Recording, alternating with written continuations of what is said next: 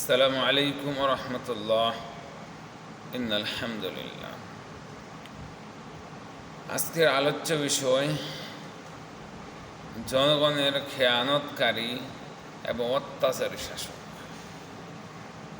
দায়িত্ব পালন করা যেমন কঠিন কাজ, তেমনি পূর্ণভাবে দায়িত্ব পালন না করলে তার পরিণামও ভয়াবহ। শাসক বা অন্য যে কোনো দায়িত্বশীল সেও দায়িত্বে বিশ্বাসঘাতকতা করলে এবং অধীনস্থ লোকের প্রতি অত্যাচার ও খারাপ আচরণ করলে ইহকালে ও পরকালে ক্ষতিগ্রস্ত হবে। আল্লাহ তাআলা বলেন, ইন্নামাস সাবিলু আলাল্লাযীনা ইয়াযলিমুনা নাস ওয়া ইয়াবগুনা ফিল আরদি বিগাইরিল হক উলাইকা লাহুম আযাবুন আলীম। অভিযোগ কেবল তাদের বিরুদ্ধে যারা মানুষের উপর অত্যাচার চালায় এবং পৃথিবীতে অন্যায়ভাবে বিদ্রোহ করে, তাদের জন্য রয়েছে যন্ত্রণাদায়ক শাস্তি। সূরা শুরা আয়াত নম্বর 42। عن عبد الله بن عمر رضي الله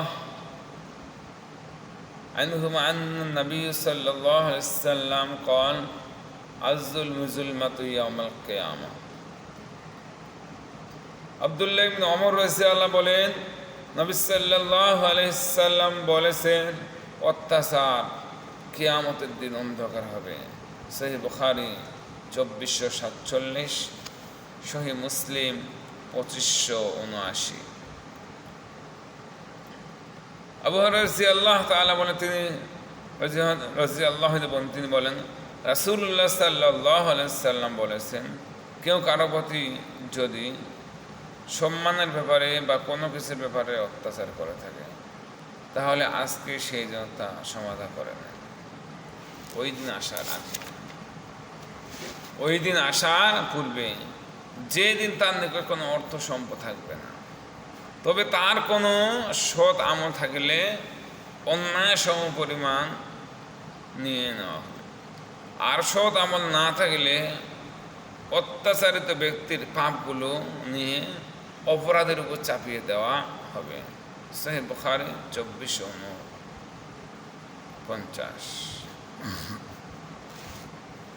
আবু হুরায়রা রাদিয়াল্লাহু আনহু রাসূল সাল্লাল্লাহু আলাইহি ওয়াসাল্লাম বলেন, তোমরা বলতে পারো নিঃস্বকে? সাহাবীগণ বললেন, আমাদের মাঝে সবচেয়ে নিঃস্ব সেই যার কোনো অর্থ নেই।